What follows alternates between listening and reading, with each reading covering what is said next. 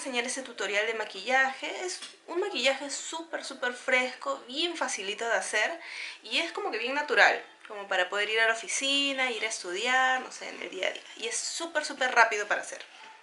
No te olvides, si te interesa saber más tips sobre maquillaje, si quieres ver reviews e ideas de maquillaje, puedes suscribirte a mi canal, subo video todos los días de lunes a viernes. Ahora sí, si quieres saber cómo logré este maquillaje, entonces sigue mirando.